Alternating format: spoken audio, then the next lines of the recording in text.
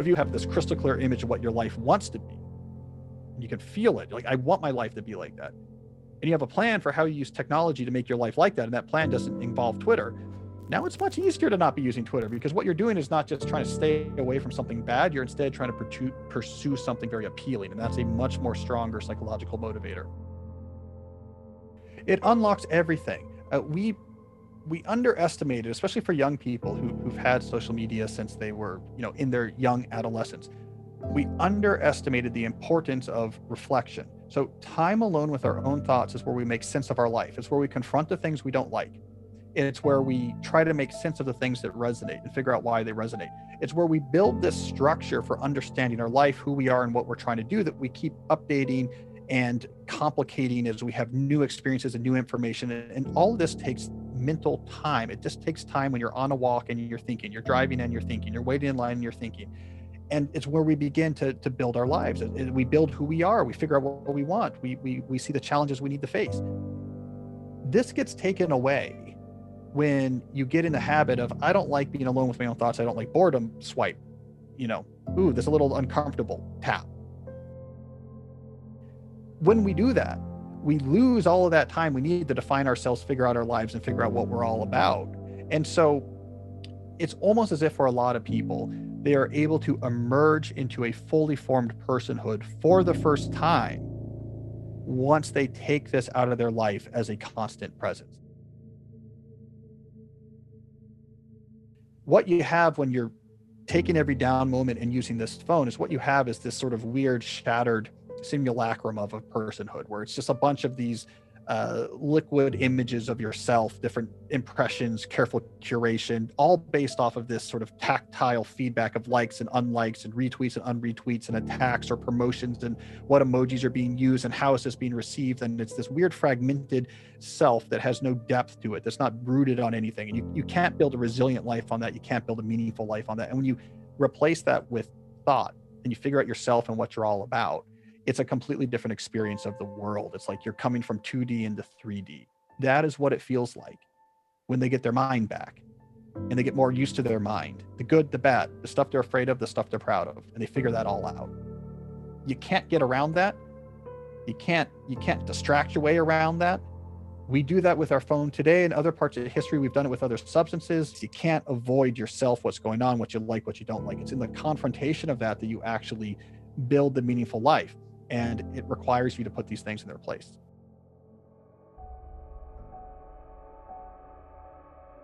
I'm Cal Newport. I'm a computer science professor who also writes about the intersection of technology and culture.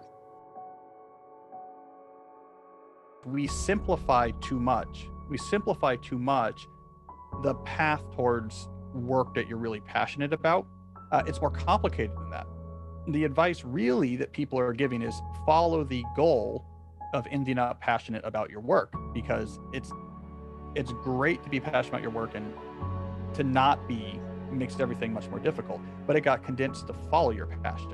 And the issue with that, I pointed out, was it presupposes that everyone's wired to do something, and that the primary action necessary to unlock passion for your work is to match your work to this pre-existing trait. So it's all a match game. You were wired inside to be a writer of advice books. So all that matters is you figure that out, and then you'll be passionate. And when I look back at the research, it's more complicated than that. Passion tends 9 times out of 10 to cultivate over time. The initial match, like what I do, is important, but it is just one step. There might be many, many different paths that can lead you to passion. So, pick one that's reasonable. What's important is what you do once you pick one. In the moment, what you're doing is, what is something I can do that is available to me, that works with sort of existing skills or talents I already have, and crucially, will open up more interesting opportunities if and when I get good at it. Now, there is going to be a lot of things that probably satisfy those criteria in a lot of people's lives. Don't sweat which one you choose. Take one of those and then focus on, let me now go all in on this. Over time, passion begins to grow. Commitment to that work begins to grow. The meaning begins to grow, and shifting the mindset away from the passion exists entirely in the beginning. So you just have to find the right job to unlock it, versus passion is something that you have to very carefully grow over time, so that 5 years from now, 10 years from now, you're really loving where you are.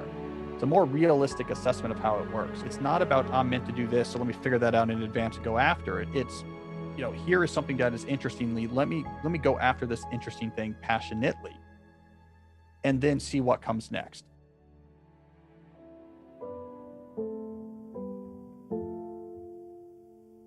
And so then people said, well, how do I get really good at things?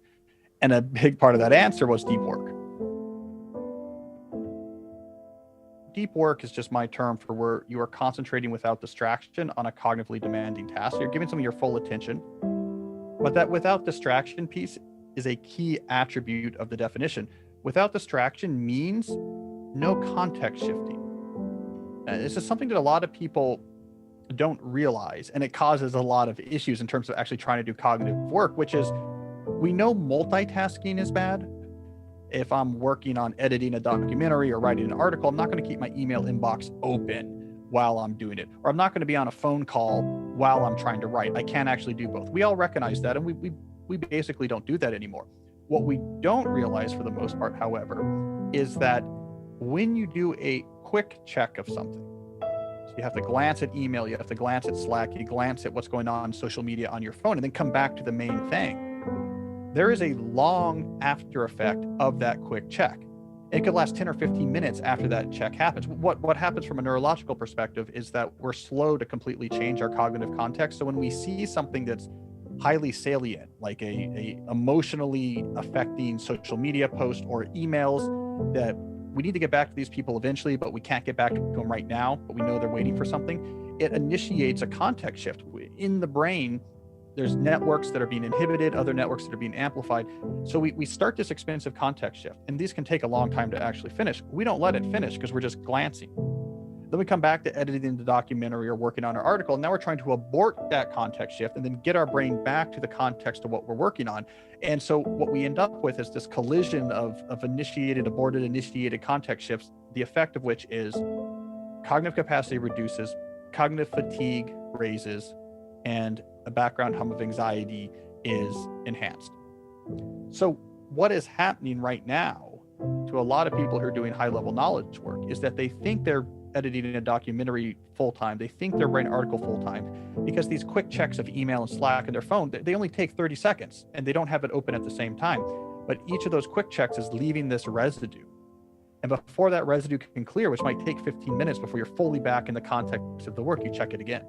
And then you check it again. And so we're putting ourselves in this self-enforced state of reduced cognitive capacity. It feels terrible and we're exhausted. So deep work is, I'm not only focusing on something hard, I'm doing it for an extended amount of time with none of those context shifts.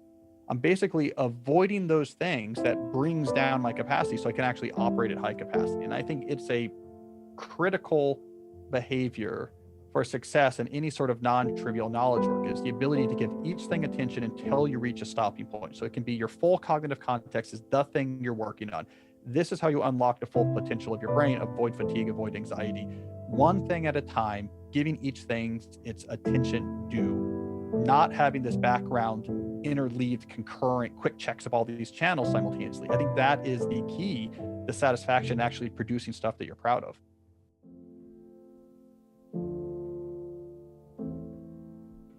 And the idea is you take your work hours and you give every minute a job. So you say, here's my time available. Okay, here's meetings and calls. What am I doing with all the other time? I'm making a plan for that in advance. And we call it blocking because you have these columns with the hours on the rows. You're drawing blocks. Like this 30 minutes I'm working on this 90 minutes, you draw the block and you label it.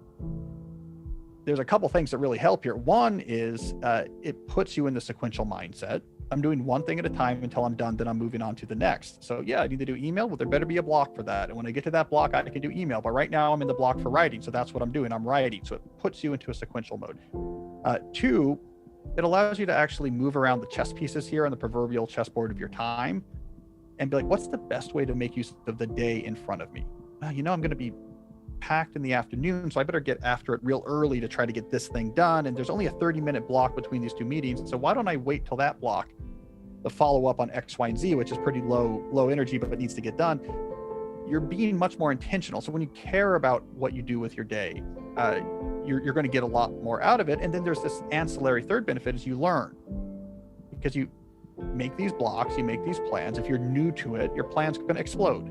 Why? Because everyone thinks that things take 50% less than they actually do. So you begin to pick up over time as you have to fix these time block plans again and again, concrete, visceral feedback on how long things actually take, how much time things actually take. And this leads to a lot of positive developments. A, you start on things earlier because now you feel in your bones how much time it actually takes to get this done. And B, you begin to cull back your schedule.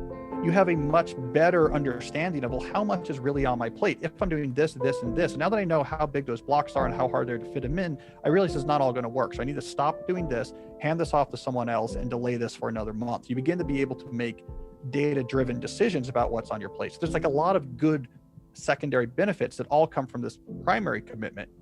Let me actually give every minute of my day a job in advance, as opposed to the alternative, which I call the list-based reactive method, which is in between things that are on your calendar, you react to things that come in over email and Slack, and then see if you can make some progress on some sort of to-do list. It's a 2 to 3x times difference in terms of how much you get done if you time block versus the list reactive method. Fix when you want to work, and then work backwards from that to say, okay, what can I fit into there? It's a really great way to do it because you are then in control of, how much time you work, but it's surprising what you can do, how it sharpens the mind, how it sharpens your priorities, what you say no to, what you say yes to. And it's a really fantastic approach as you fix in advance. This is when I want to work, and then ask, all right, now what? Well, there's anxiety that comes with not shutting down because our brain obviously is worried about what David Allen would call open loops. There's things that I'm responsible for or I need to do and I haven't. If that's just being kept track of in your brain, it drains your energy and makes you anxious. So to me, a good shutdown routine is one that is focused on exactly one thing, ensuring that there is no open loops. There is nothing that your brain has to keep track of in the evening. And so for me, a shutdown routine is what I'm going to do is all of the different inboxes. So email inboxes, but physical inboxes. My planner has pages every day for like capturing things that need to get processed. I make sure all of that gets moved into my task systems. It's written down. It's somewhere it's going to be seen. I look at it every day. I check my calendar. I check my plan for the next day. It's really a process of telling your brain, there is nothing right now that's a problem that we have to work on tonight. There's nothing right now that we missed that is going to need a response or that we might forget about. It's all written down in places where we can trust. Then I'm going to do this shutdown check. Now, the way this works is then later, when you're new to this, what's going to happen is your brain is still going to say, oh, I'm worried about this, I'm worried about that. And your temptation will be like, well, let me convince my brain and go through, no, I checked that, I checked this, don't worry about it. But that kind of keeps the loops alive. If you've checked off this box that says shutdown complete or said a phrase like shutdown complete, all you have to tell your brain is, I checked that box, I said that phrase, I would not have done that if I was not satisfied that there's nothing I need to worry about tonight. So it's a way of calming your brain without actually engaging in a discussion about this particular work things that it's worried about. You do this for a week or two, your brain stops trying to bring you into that discussion. It becomes just a natural physiological reaction. Check, stress fall. And so it's a fantastic way to actually reclaim your evenings away from work, to put that anxiety aside, to let your mind be a lot more present.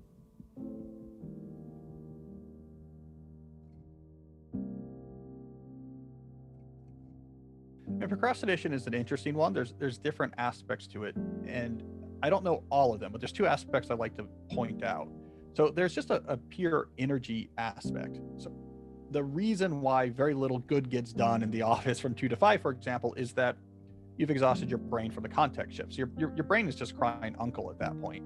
I can't sit down and do this hard thing. I'm out of fuel. So there's an energy piece to it. Another twist on procrastination that I've been looking into off and on, and I think is interesting to keep in mind, is if we're talking about a big project, you're just not getting going on it. And a lot of this came out of, by the way, my work I used to do with students. Sometimes what's going on here is that your mind doesn't trust your plan. So I just want to throw that angle in there as well. One of the defining features of the human brain, one of the reasons that we can separate from other animals, is that the human brain can both conceive of plans, right? So abstractly conceive of a plan and then evaluate that plan. Is it good or bad? And if it's good, you feel motivation to do it. And if it's bad, you feel dismotivation, right? So this is very important. Exam procrastination is basically your brain rejecting your plan. I think when people take on ambitious projects, which I think is good, but if you haven't actually done the work of figuring out how that type of project actually unfolds, what's really needed to succeed, your brain knows, look, you don't have a plan here that I trust that's going to lead us to success. So no, I'm not going to give you motivation to do this. And it's why there's a lot of novels that last 3 chapters before people give up. It's because they got excited about the idea of writing a novel, but didn't actually do the work of figuring out what would it really take to break into the world of novel writing. They just want to do their 1,000 words in the morning and feel motivated and post it on Instagram. Their brain's not tricked. It's like, I don't see a plan here that makes sense. I'm not going to invest energy if I don't see a plan I trust. So I think that's a big part of it as well. Your brain is smarter than you think, which is sort of an ironic statement. If it doesn't really think you have a good plan that's going to achieve something worth achieving, you're not going to feel very motivated. That can feel a lot like procrastination. When you feel like a difficult action is being undertaken because you chose to, you can tolerate that difficulty much better than if you feel like you were forced into it or was someone else's decision. And now you're facing difficulty. We feel this intuitively, right? If you're doing something that's hard and it really wasn't your choice to be doing it, we get incredibly frustrated. So you have to drive across town to pick something up. You don't want to do it. Really, someone kind of dropped the ball and they were like, you have to, they forgot something and now you have to return and whatever, go back to your kid's school or something to pick something up, and you get stuck in traffic. It's like much more frustrating than I'm going across town to get to the gym. I have, part of my workout routine. You're frustrated about the traffic, but your just hardship was based on something you're doing, you chose to do. Or, similarly, you go through an elite military training. You chose to do it. You're doing it for a really good reason. You can put up with all the hardship and pain of it. It says we can do very hard things, but the rationale really matters, So it's not, hard work is not just we have some certain amount of substance to spend and who cares how we spend it. No, the amount we have, the energy we have to spend on hard task is very, very influenced by why we're doing the hard task. And so it's a hack in some sense, but also I think it's much more fundamental. People who do really hard things, you better believe they're tapping from that reserve of these are things I chose to do for good reasons. Because if it feels extrinsic, I'm making my parents happy or my boss put this on me and I don't even know why I'm doing it, you have way less to deal, way less energy to draw from. There's a wrong motivation and a right motivation. So you're actually right. It is, you need to feel as if you are the autonomous author of what it is you study. And it could end up being the same thing your parents want you to study, but you have to get there on your own. That's what matters, especially at that early level, because 19-year-olds are not wired for a particular liberal arts major that happens to be available. There's no genetic marker that pushes us towards mathematics versus economics versus English. That's not really the issue here. It's motivation. If you feel like I want to make this a part of my life, I've chosen to go in it, I know it's going to be hard, I'm surrounding myself with it, I'm reading books about it, I'm going talks to it, I love the challenge of trying to develop this intellectual expertise. I don't know if you're wired for that or not, but if you have that right motivation, you're going to be much more successful than if you come into it with, I don't know, my parents want me to be a doctor, so I guess I'll do pre-med. Work is going to be hard, almost by definition. You will occasionally get into a flow state, and that's great when you do, but flow states are rare. Flow states tend to be more in a performative state than in a skill acquisition state. So at some points when you're applying your skill, you can fall into a flow state, but actually a lot of what you do in work is actually building skills or honing skills or trying to make decisions, none of which is going to put you in a flow state that's pleasant. So I think it's really important to understand, work is work. It's often going to feel hard. So what matters is you're motivated to keep going. Lifting weights, heavy weights is hard. But if you're a professional athlete, you don't read it as hard in the sense of, I wish I wasn't doing this. You read it as, I love the burn I'm feeling because it means I'm going after the thing that I care about. This burn means my muscle's going to get bigger and I'm going to throw that fastball faster. That's the mindset we want in work. Like, this is hard. I have to master this new whatever skill. I have to master this new software so we can produce this better video or something like this. You're like, that's hard in the moment, but I like this hardness because it's part of this vision I have for building this particular artistic vision. So I'm glad that it's hardness that provides satisfaction. So I do not like slogans like, follow your passion, never work a day in your life. I think instead, your goal is to build a working life that you can pursue with passion. That can be a source of passion, can be a source of meaning, can be a source of resilience. And this is something that is a multi-year project, if not a lifetime project. It's about how you approach your work, not how you find your work. This is the way you should think about it. And so don't conceive of yourself as being wired to do this job. And if you match that job, you're set. Conceive of yourself as you're trying to build this masterwork that is your professional life, and you're building it on the fly, as you live. And it's going to be hard and wonderful and rewarding, and over time get better and more nuanced and more resilient. But it's all about focusing on things you think that matter, doing them really well, taking that skill, the leverage that gives you, and saying what comes next and apply it. And then repeat, constantly driving the structure you're building on the fly towards places that resonate and away from things that don't. Some days are going to be harder than others. Some places are going to come easier than others. Some things are going to be more successful than others, but over time, this is going to take you somewhere worth going.